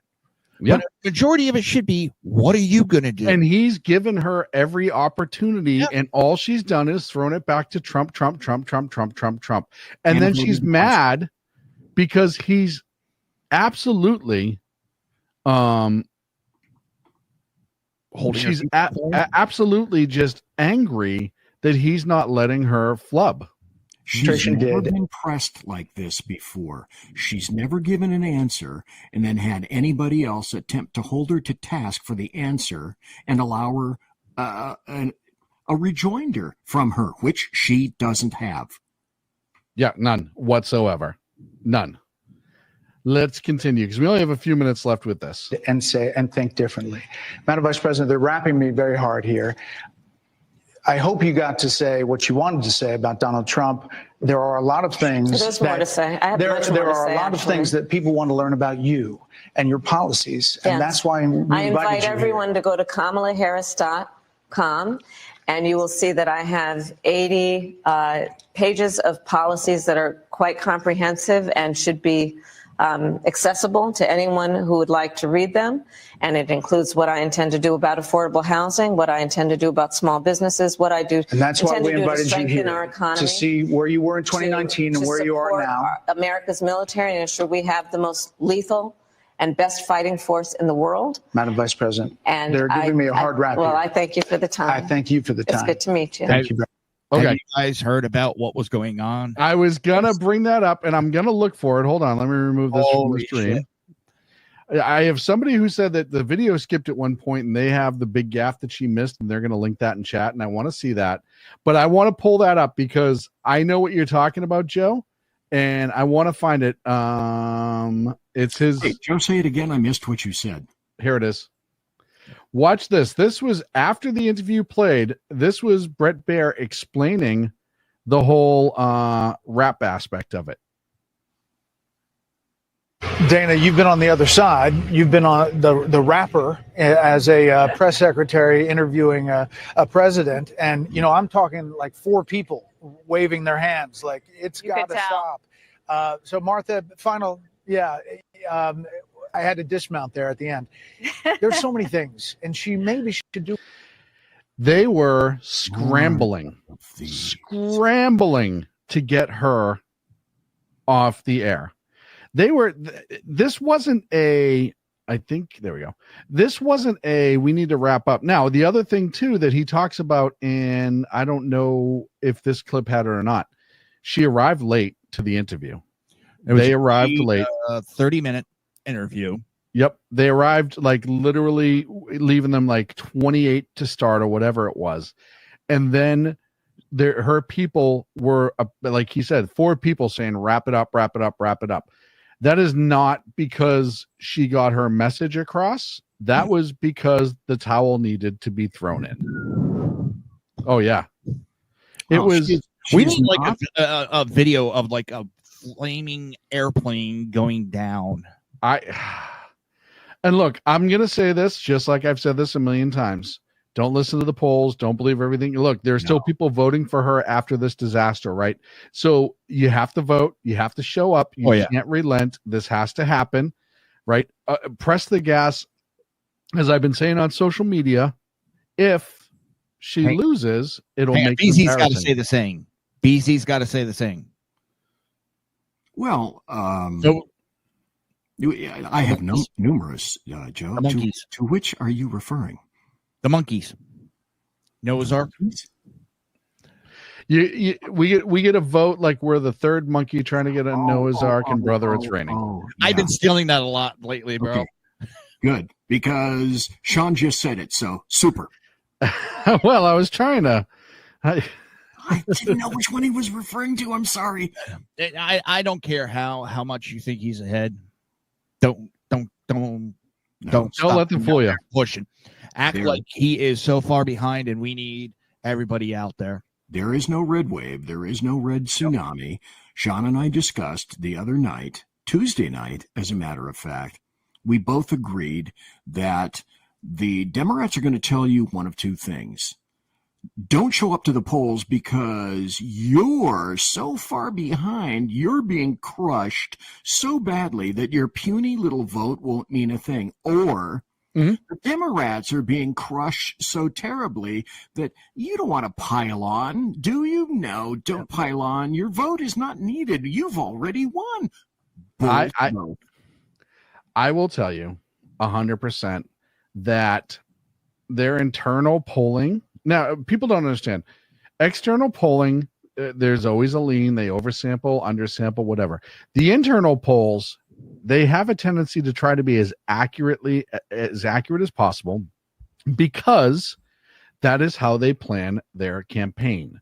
There's not often an oversampling of Democrats for the Democrat internal polling because they don't want to get caught flat-footed. So I'm telling you that if the polls are saying what they're saying today and it's already bad, then the internal polls must be horrific. Yeah. Behind the scenes, There's some camshaft. And that's why there's some panicking going on. And look, we've seen how bad they're doing with the black vote. We know. And that Obama thing did not help. Nope. Off, but that it only pissed him off more. And I'll tell you right now, not only did the Obama thing not help, her throwing these pandering comments out, or policies rather, out, trying to specifically aimed for blacks. That's going to sell, right? Because who doesn't need more doped up blacks or white or Asians? And essentially what she is saying is, if you look at that whole list, it's like, we're going to give you free money if you vote for us. We somehow will teach you how to bank with Bitcoin. And I don't know what that whole thing was about. But at the end, it's like, and we're going to make sure you guys can all go in the business of legally selling weed. I don't understand, and I could be wrong, but as I said, and I may have said this earlier in the show, but I definitely have said this on X, is I really thought the Democrats would have learned after the Civil War that you can't buy black people anymore. Because now that's all they're trying to do. And I'll tell you what, if you look at the response on social media everywhere, black males specifically in this country are pissed at that proposal. They're not happy. Why? Because they ignored the black male vote. They ignored male vote in general. They're so underwater with males. They know that. Specifically the black male vote, they're even more underwater. They ignored them this entire time. And now that the internal polls say, oh shit, we're bleeding the black male vote, and hemorrhaging is probably a better term. Now all of a sudden,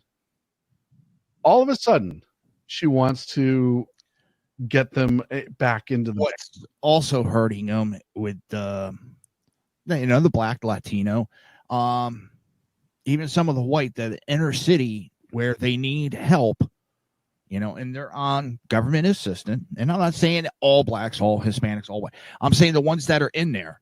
And a lot of them have gotten kicked off of that to make room for illegal aliens to get money. Oh, yeah. And that's pissed off a lot because they've gone, I've lost my help. Well, it's even worse. So these people can get help. That's Joe, it's overwhelmed.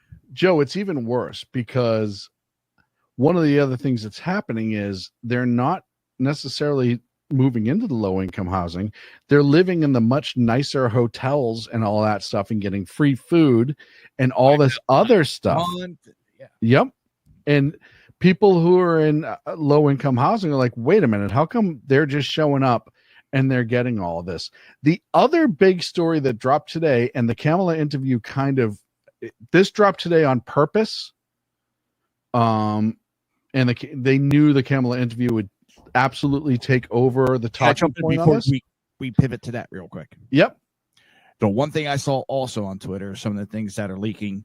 Number one, she was in the green room crying after the interview. What? Kamala Harris. Who said that? I you know how it goes, Shaun. You go through so many, and it's that's always stuff that I want to attach a name to, so it's not us saying it. You know what I mean? Like I said, this is stuff that I've come across, and I don't think she'd be back there crying. I actually, if you told me she went back there and started breaking shit, that would make more sense to me. Sort of going to the next one. That none of the staff go anywhere near her, say a word to her, because they said she was pissed. But you get like my wife, who gets pissed off, and what does she do? She cries. Yeah, I don't. Pissed off. The tears start, and it's not that she's like crying because she's upset. She's crying because she's pissed. Yeah, I don't know if crying would ever be. I don't know if Kamala has enough regular emotion to cry like that.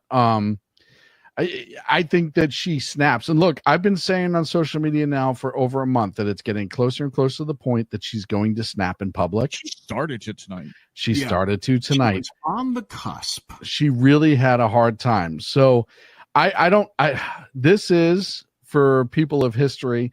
I really think this interview is kind of Dukakis's tank moment. Or maybe the Biden debate moment? Well, no, not quite as bad as that, but getting there. It was really bad. But the other thing that dropped today that, while I have you gentlemen for a few more minutes, I do want to talk about is this story, and I wrote this on SHR Media. People forget that the FBI changed their 2022 crime stats to show that violent crime was up by 4.5%. 4.5%. Here's my that contradicts everybody.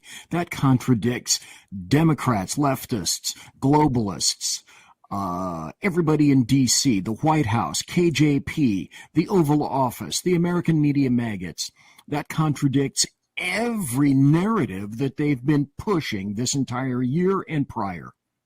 And I'm going to go to, I remember a certain moderator fact-checking Trump. That crime is down. That didn't happen. But here's my shock face that the stats came out and they had to revise them.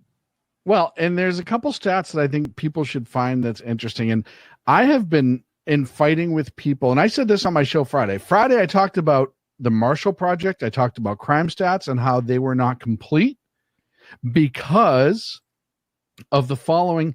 This is factual. This is not me saying it. This is from the Marshall Project, who absolutely studied this specifically. Out on the 2022 crime stats, there's a total of 18,896 police agencies that have to report or are supposed to report per NIBRS. Out of those, 44% submitted complete crime stats to the FBI. 44, so we're already under half. 4,464 agencies, that's 24%, submitted less than 12 months of data for 2022. And 32% of agencies, including the NYPD and the LAPD, report zero data to the FBI crime stats. And why is this? In 2021, and this is a direct quote, I will put it up on the screen from the Marshall Project. In 2021, in an effort to fully modernize the system, the FBI stopped taking data from the old summary system that only accepted data through the new system. Thousands of police agencies fell through the crack because they didn't catch up with the changes of time. Now, I will tell you, the last time the FBI did this, and this was, and if folks don't know what CJIS is, Criminal Justice Information System, and NIBRS, NIBRS, you can Google it, and it'll give you a little insight. But essentially, the FBI says, look, we categorize crimes X, Y, and Z, A, B, and C. If you have this crime, it goes here. If you have this crime, it goes there. That's how they sort it. And they try to do it in a way that agencies can, it meets the state codes, and state codes feed into that. And it's this really pain in the ass system in a way that, because we have 50 states and 50 sets of laws, even if we have the same law state to state, they have different coding, they have different descriptions, et cetera, et cetera. The last time they did this, it was a nightmare. They finally got a lot of people, and I think the last time they did it, and correct me if I'm wrong, was 2004, 2003. And the reason I know they did it somewhere around then is because I was working for an agency that was starting to do a new reporting system, and I was part of the test team. And I remember talking to the developers and them saying it was a nightmare even back then to submit to the FBI and get the two systems to talk to each other. So that is why it is not as simple as just, oh, you just update Windows and the conversation will go. When you have an agency like NYPD or LAPD, the amount of training, effort, resources, money, and materials to make an updated system, B, to have it talk to the FBI, is astronomical. And the FBI changes this fairly regularly, which is odd to me, because why you would put that burden. The FBI is like, oh, we're just changing our system that receives it. But now the burden falls on 18,896 separate agencies to update and fix it.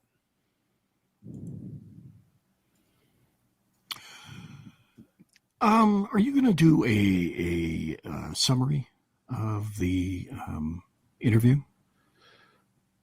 or solicit a summary? I'm just curious.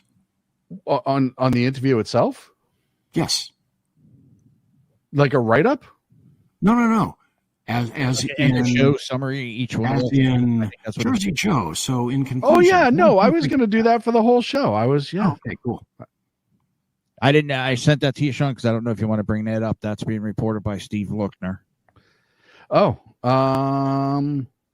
okay. Houthi News report. Oh, outlet Al Masharia is reporting the U.S. and UK conducted airstrikes this evening in Yemen. Interesting. He's pretty good at getting. No, he follows that really, really well. I'm going to give you. I've been given a task by chat, and I'm trying to find it. I couldn't find chat. I'm sorry, but that's because I'm a moron. No, that's okay. Shaun's hiding it from us. That's what I do. I'm a hider. I looked it up. I can't find it. But if BZ, sir, it's open mic right now.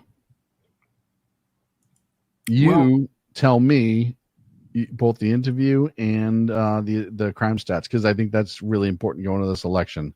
Well, the crime stats, the new information about the crime stats completely refute everything that all of the aforementioned groups and organizations have been bleating about beforehand. We're doing so well. Everything is so wonderful until the stats come up and prove them to be absolute bald-faced naked liars.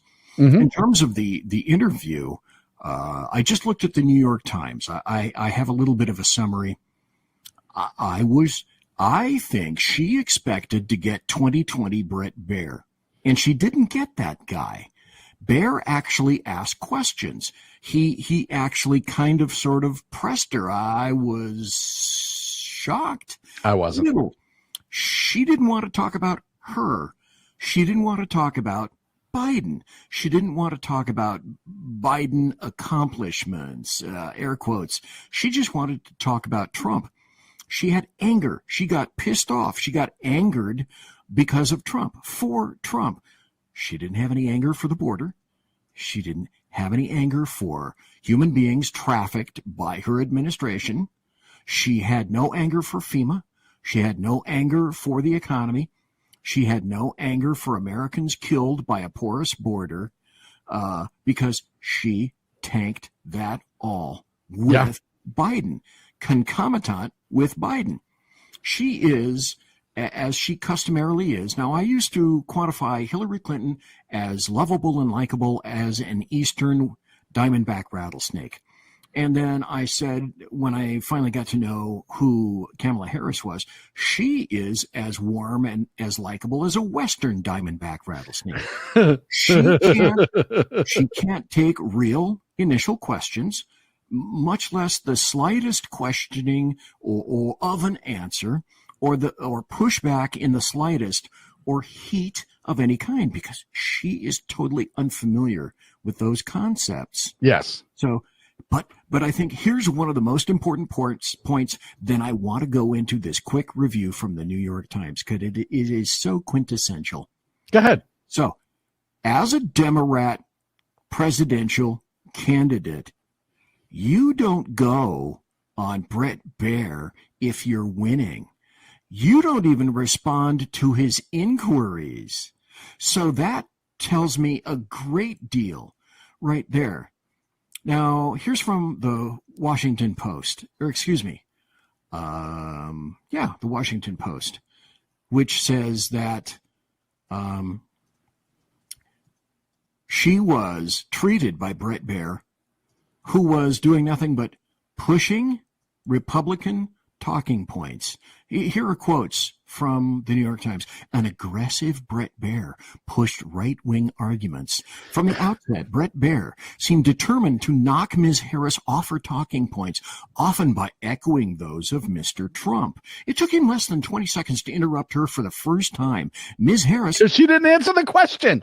This is actually a wonderful sentence. Ms. Harris, who is known to be an effective practitioner of the filibuster, had hardly even begun to answer his opening question. That pattern continued for much of the interview.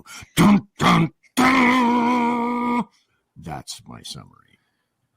Well, and that also tells you how soft they all are if they're going to say that was a combative interview. It was not a combative interview. It wasn't. There was nothing combative about that interview. Jersey Joe, you get the floor, my friend. Well, that's the talking point that's going across Twitter, too, with all the DNC trolls and DNC talking heads. It was antagonistic. She was blindsided. She was, attacked. I love the blindsided. You didn't know you were going on this interview? You didn't know you were going to get these questions that were softball questions? This sums up her campaign pretty much from start to finish. The media has carried her from day one of the announcement that she was going to be the candidate. Because it's funny, before they didn't like her. She becomes the candidate. They love her. It's a joke and a half almost. It makes me really scared to where this country's going. Mm-hmm. What am I leaving my daughter? And it's not good. And I know, no way am I saying that Republicans are 100 the answer. I will never say that, because I do believe I don't want a one-party system. I don't want that. But Democrats, well, we were warned against 1- and 2-party systems, specifically 2 parties. But and to go on to the FBI stat, I mean, how many times in this administration have we seen stats put out that show everything in a good light, and then like a month or two, couple months down the road, very quietly it's released that they were wrong and it's not going good. The economy, jobs, crime, all that. We've seen it. I mean, everybody was able to see when they looked at those stats from the FBI, and New York City and LA had 0 murders in a year. Everybody was able to go, this is bullshit. Yeah. You see it on TV every night. Yes. Yeah. A rape in New York. That's. Well, yeah. I'm with you, dude. It was somewhat fun to watching her just almost implode and crumble. It was somewhat entertaining, and I know we shouldn't take such joy in watching something like that, but when I see people like that, yeah, they deserve it. Karma's coming back and biting them in the ass. Yeah, I look, I understand what you're saying. I don't take joy in other people's misery in life. I really don't. However, that being said, you hit the karma nail right on the freaking karma head. Unfortunately, this situation was developed and she was a part of it, and she led to her own demise in this interview. I will tell you that, and I said this earlier, I really think that this pivots the entire, just to use her term, just pivots her entire campaign, because she looked weak, she looked feckless, she looked scared, and then when she was slightly pressed, she went right to anger, pointing the finger wagging him, doing the whole essentially, how dare you talk to me like that, which is essentially what she was doing. And you counter that with the almost 2-hour interview that Trump did yesterday in Chicago. That was a combative interview as well, where he but he never got mad. He never got loud. He was direct. He was type A, I guess is a good way of putting it. Like, he didn't kowtow and he didn't bend, but he wasn't loud and he wasn't screaming, right? He called, I forget the guy's name, but he called him out like 3 different times. That was the guy from Bloomberg. Yeah. I can't forget that guy's name either. Yeah, I can't either. But the simple he fact made of the numerous matter points. Numerous points. But the reality is you have a comparison now of what happens when somebody, and look, Trump has been in combative interviews 100 times. Almost every interview he does is combative, even some on Fox, right? So you can't turn around and say he's never done this. He's done 2 debates to her, 1, right? And both of the debates were in unfriendly locations. They weren't on Fox. They weren't on Right Side. They weren't on Newsmax. They were in places that were not Trump friendly. He as we know, got lit up by the debate moderators in the last debate with Harris, with the muting and the overcorrecting and the correcting in time, but letting her just drone on and on and on and on. And people who watch that, the vast majority of people don't think that she won that debate per se. They think that he was forced to lose it, if that makes sense, by the moderator's actions. You made an articulate point up front, Sackhead Shaun, that I'd like to revisit. And that is, you said she had roughly a week to prepare for this. Mm-hmm. So I'd like to make a contrast so that everybody can see this particular instance. In the debate, look at all of her extemporaneous, allegedly off-the-cuff statements and interviews and whatnot. The other thing that I really liked, and I'll get to my point in a moment, this just popped into my Mark 1 Model 1 brainulus. That's all right. We're already 50 minutes past an hour, an hour show anyhow. An hour and 50 minutes into a 1 hour show. That wasn't going to happen. That's like, I'll always get to all of my topics. I tried. But you showed on Tuesday night's show, and I don't know if you have it still, as she's speaking in some kind of an allegedly extemporaneous town hall meeting. Even in that, she had a teleprompter on a podium, which was caught by a photograph, and a teleprompter on the floor. I'd never seen that before, and I remarked upon that. And so look at the way she conducted herself during the debate, and look at the way she has conducted herself historically, extemporaneously, or allegedly so, including this interview, and she performs poorly, consistently. So what was the difference? You cannot tell me that her good sorority sister friend didn't somehow, through any number of cutouts, make some kind of a reference to these are the things we're going to be talking about. They don't need to. Things to which you might want to prepare rather, because these are two entirely, completely separate Kamala Harris units coming up in front, and she does poorly on the fly, off the cuff. That doesn't happen. But here's the difference. I don't necessarily think that she needs to get the questions or they need to get her a question. They already know what the topics are, right? Because they're the same topics that have been in the campaign for over a year now, right? We know what the topics are. It's going to be the border. It's going to be abortion. It's going to be the economy. It's going to be the women in sports issue. It's going to be this, going to be that. They know the same 8 or 9. So all she needs to do is have pre-loaded responses for those topics, which is what she has. Waltz had them the night JD Vance and he had his debate, because you could see him freaking out when he wasn't able to get them all out.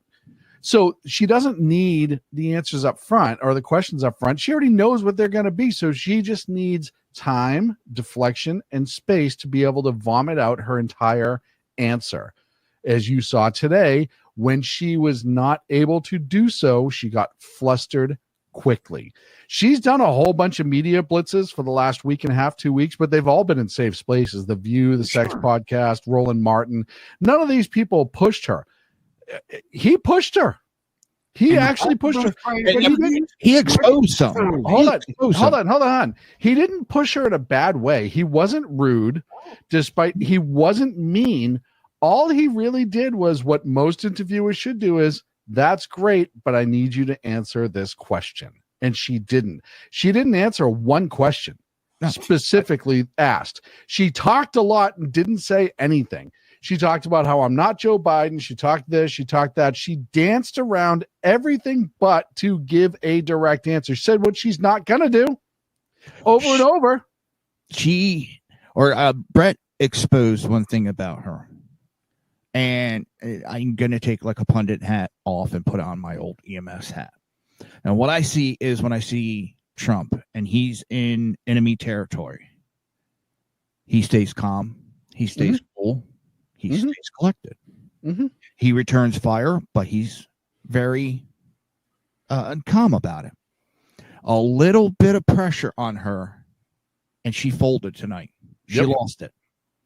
Yep. 100%. I know she didn't scream, yell, but she lost it. She couldn't handle. Oh, she almost did. So how is she going to take it going up against Putin, the Chinese president? How is she going to go up against our enemies? Yep. And they're not going to take her lightly. They're going to push her. They're going to attack her. Is she going to crumble? That shows her leadership. And that showed two leaderships and what we want as a country. Yeah, no, and Dub agrees with you in chat room. I mean, he said that about Putin already, and you mentioned Xi as well. No, I don't think, and more importantly, this is how she reacts under pressure. She was under pressure and she reacted poorly. We all saw that. It's not a shock. Here's what's more to think about beyond how is she going to speak with these people who are going to try to intimidate her.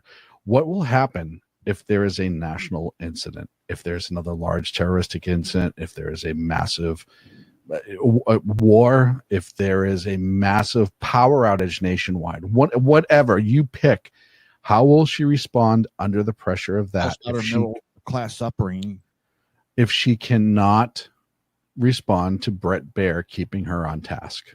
That comes down to it, because that's the president's first job. Remember Hillary, who answers the phone at 3 a.m.? Remember that whole commercial? Right? Who do you want answering the phone at 3 a.m.? This goes beyond just negotiating. We know she's not going to negotiate well. We know that Trump's a better negotiator with these other people. He's not afraid of them. Yada, yada, yada. Who's going to answer the phone at 3 a.m.? Do you want the person who cannot handle a little pushback, and that's what it was, and everybody had to run to her defense, to be the person to pick up that phone and start directing traffic? That's what bothers me more. And people forget about that. And Dub said in the chat room, she's the one who has she'll be the one who has the nuclear codes, right? These are all things you got to think of. They can say whatever they want about Trump, but he didn't do any of it in the first 4 years. He showed he had the opportunity to be bonkers, as it was said in the chat room. He had the opportunity to be horrific. He had the opportunity to try to stage an actual coup, which he didn't do. He had an opportunity to do all the things they keep saying he's going to do, but he hasn't done it yet. Yep. And that's why he had the motive, means, and opportunity to do exactly what they're accusing him of, and did not do any of that. Did not do any of that. As a matter of fact, as we saw on January 6th, we saw the DOD files. He warned everybody it was going to be a big rally to bring in extra people, and they all laughed at him. He warned them, hey, this is going to happen. Pelosi turned down the extra help. AOC today, I think, or yesterday, was talking about how she was almost sexually assaulted on January 6th. This tells you how crazy they are with January 6th. She said she could have been sexually assaulted. She wasn't even there. You know, she was not in the building. Right, but they still just throw out these BS and these lies nonstop. Because the retractions don't get the headlines that the yes. easy shit does. But that's why when they're talking about being unhinged, when they're talking about how he's unstable, Joe said this earlier, they are talking about themselves. They know they're unhinged. They know they're unstable. They know they don't have a plan. They know they would use the military against us if they could. How do we know that? Because there was a DOD directive released this week that essentially oversteps posse comitatus. God bless you. Thank you. So we know all of the things that they would do because they're accusing him of it, and then they're doing it themselves. The other thing that they absolutely have not grasped yet, maybe they do know, maybe they know they can lie bold-faced and the media will cover for them, and their base is going to believe them no matter what. I had people today, the same people that I was arguing with about throwing all that policy for all that extra stuff for black males. They said, oh, well, like he didn't just offer Border Patrol $10,000 sign-on bonus and retention bonus. And I said, sign-on and retention bonus is, first of all, that's work being done. That is an academy they've gone through. That is putting their life on the line. But law enforcement, you still can't get cops. It's like that nationwide. They're having a hard time getting cops. They all have a hiring retention bonus. And when I pointed that out, it turned out The argument just fell into orange man bad. Yeah. Right. They didn't want to have the legitimate conversation. Same thing about the crime stats. When I said it Friday, when I was having these arguments, I said, look, this is why it's not complete. It's going to get changed at some point. Nope, you're wrong. You're wrong. I had a guy claim to be a cop for 40 years in New York telling me why I was wrong, how I was wrong, et cetera, et cetera, et cetera. I posted my article to them today, and none of them except one responded. And the one who responded said, well, you're still wrong. This is what we're dealing with. And this is 48% of the country. And we need to understand that moving forward. And it's scary. I'm all for it, but I wonder if we can ever get back as a country as a whole. I don't know if we can. There is such a split in this country. I don't know. We shall find out. I'm not calling for it, so I don't want to. Top of the hour. We're getting to the top of the hour. We're getting out of here. Closing thoughts. One final thing. Did you guys see the poll from September 18th from Rasmussen? I'll just read the headline. Addressing you, Jersey Joe. Poll shocker. 28% of Democrats think America would be better off if Trump had been assassinated. Oh, yeah. That's where we are. Yep. Gentlemen, thank you so much. We're going to start at the bottom. Jersey Joe, tell everybody where they can find you. In my house. Now, on of course, with SHRmedia.com. You can go to Twitter at Jersey Joe Talks 2, I think it is. But if you just look up Revert Common Sense, the only one I think now, there's a couple copycats out there, but never like the original. Not going for third hour here tonight, Joe.